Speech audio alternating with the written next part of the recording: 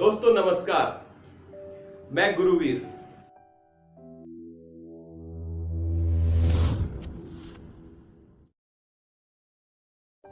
हर इंसान की ख्वाहिश होती है जिंदगी में कुछ न कुछ बनने की, या कुछ बड़ा हासिल करने की, या कुछ कर दिखाने की। लेकिन क्या होती है, जिंदगी में समस्याएं होती हैं। सभी का जीवन एक जैसा नहीं होता, सभी की परिस्थितियां एक जैसी नहीं होती, इसलिए कुछ लोग मजबूरी के कारण ऐसा नहीं कर पाते। क्या कभी आपके साथ ऐसा हुआ है कि आप भी कुछ करना तो चाहते हैं, लेकिन जीवन में ऐसी कुछ परिस्थितियां हैं जो आपको रोक लेती हैं?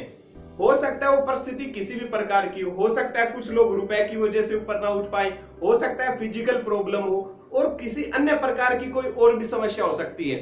अगर आपके जीवन में किसी प्रकार की कोई भी समस्या है जो आपको लाइफ में आगे नहीं बढ़ने दे रही, तो दोस्तों ये वीडियो स्पेशल आपके लिए है, क्योंकि आज मैं आपको कुछ ऐसा बताने जा रहा हूं जिसके बाद आपकी सारी समस्याएं खत्म होंगी। आपसे प्रॉमिस करता हूं, ये वीडियो देखने के बाद आपकी कोई भी समस्या आपके लक्ष्य के बीच में नहीं आ सकती। जी हां, आज के बाद आप कभी ये नहीं कहेंगे कि मैं इस वजह से रुक गया।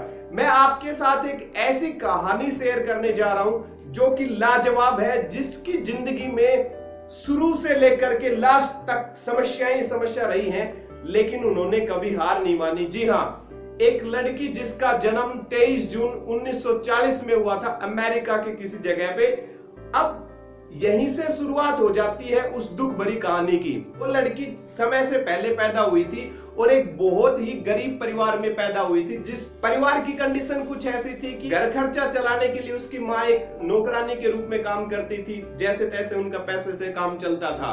जब वो लड़की 4 साल की हुई तो उसको डबल निमोनिया स्कारलेट के साथ हुआ, जिससे वो गंभीर हो गई थी, और इसी बीमारी की वजह से दोस्तों उसको पोलियो हो गया था। और काफी इलाज के बावजूद उसका एक पैर जो था पैरालाइज हो गया था, यानी कि एक पैर से वो चल नहीं सकती थी। और समस्या यहां नहीं रुकी दोस्तों। उस समय अमेरिका का हाल था, वहां पे काले और गोरों के बीच भेदभाव इतना था कि वहां पे आम हॉस्पिटल में उसका इलाज भी नहीं हो सकता था।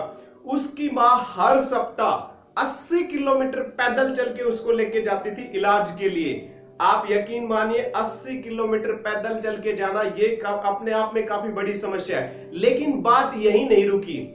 डॉक्टरों ने उसकी प्रॉब्लम को देखा, ट्रीटमेंट किया। लास्ट में डॉक्टर ने भी मना कर दिया कि ये लड़की कभी भी चल नहीं पाएगी। दोस्तों बात यही नहीं रुकी। स्कूल में भी बहुत सारी परेशानी होती थी क्योंकि वो ब्रेस के सहारे चलती थी। एक दिन ऐसा आया, उसकी क्लास टीचर से जो वो पूछने लगी कि ओलंपिक में कैसे जाया जाता है या ओलंपिक क्या चीज होती है, तो उसकी टीचर ने उसको इनकार कर दिया कि तुम्हारे लिए तो कोई फायदे की चीज नहीं है, तुम तो वैसे ही नहीं चल सकती, तो ओलंपिक की बात क्या करती हो। अब उस दिन उसको बहुत दुख हुआ।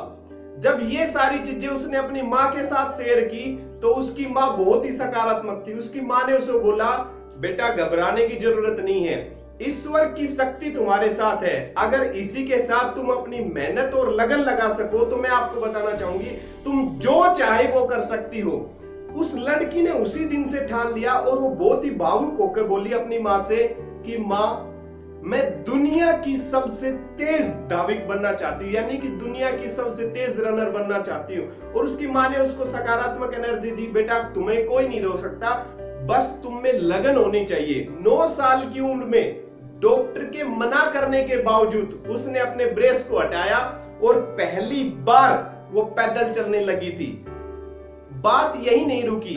13 साल की उम्र के बाद उन्होंने प्रतियोगिताओं में हिस्सा लेना शुरू किया था। 13 साल की उम्र में उसने पहली प्रतियोगिता में हिस्सा लिया और वो क्या हुआ, बुरी तरह से हार गई। वो सबसे पीछे आई, लेकिन उसने हार नहीं मानी। और बात यहां तक नहीं रुकी। पहली प्रतियोगिता, दूसरी प्रतियोगिता, 3 बार, 4 बार, 5 बार वो लगातार हारती गई, लेकिन कभी भी उसने हार नहीं मानी। वो तब तक उसने जारी रखा खेलना जब तक कि वो पहले नंबर पे नहीं आई थी। आपको बताना चाहूंगा, मैं 15 साल की उम्र में वो स्टेट यूनिवर्सिटी गई। वहां पे उनकी मुलाकात हुई इड्डी टेम्पल एक कोच से। जब वो कोच से मिली, उन्होंने अपने दिल की ख्वाहिश बताई कि मैं दुनिया की सबसे तेज रनर बनना चाहती हूं। कोच उसकी आंखों में उत्साह देख रहा था। उसने कहा कि तुम्हारी इच्छा शक्ति इतनी है कि तुम्हें कोई नहीं रोक सकता, और इसके साथ ही मैं तुम्हारा साथ दूंगा। और आखिर वो वक्त आ गया था जब उसको ओलंपिक के लिए चुन लिया गया था। जी हां दोस्तों, और जैसा कि आप जानते हैं ओलंपिक में दुनिया के सबसे बेहतरीन खिलाड़ी खेलते हैं, उसका सिलेक्शन हो गया वहां पे। और जब उसकी पहली रेस हुई वो थी जुत्ता हेन के साथ। जुत्ता हेन एक ऐसी खिलाड़ी थी जिसको अब तक कोई भी नहीं हरा पाया, लेकिन पहली रेस 100 मीटर की थी उस लड़के के साथ, और पहली 100 मीटर की रेस में वो लड़की जीत गई। उसने अपना पहला गोल्ड मेडल अचीव किया। दूसरी रेस भी जो कि 200 मीटर की थी, वो भी जुत्ता हेन के साथ ही थी। उस लड़की ने जुत्ता हेन को एक बार फिर हराया और उसके बाद दूसरा गोल्ड मेडल लिया। तीसरी रेस में एक बार फिर उसने जुत्ता हेन को हरा दिया और अब इतिहास में नाम दर्ज हो चुका था। अब मैं उस लड़की का नाम आपको बताना चाहूंगा। उस लड़की का नाम था विलिमा रुडोल्फ। अब पहली बार जब उसने ख्वाहिश की थी मैं दुनिया की सबसे तेज रनर बनना चाहती हूं, आखिर उसने ऐसा कर दिखाया दोस्तों। पहली बार 1960 के ओलंपिक में इतिहास के पन्नों में उसका नाम दर्ज हो चुका था। विलिमा ने अपना रिकॉर्ड कायम कर लिया कि दुनिया की सबसे बेहतरीन और सबसे तेज दौड़ने वाली औरत बनी विलिमा रुडोल्फ।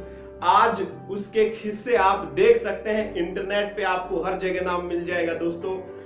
एक पहली औरत थी जो लकवाग्रस्त होते हुए डायरेक्ट ओलंपिक में 3 गोल्ड मेडल जीते। दोस्तों, आपको इस रियल स्टोरी से क्या समझ में आया? क्या आपको लगता है आपके जीवन में उससे ज्यादा समस्याएं थी?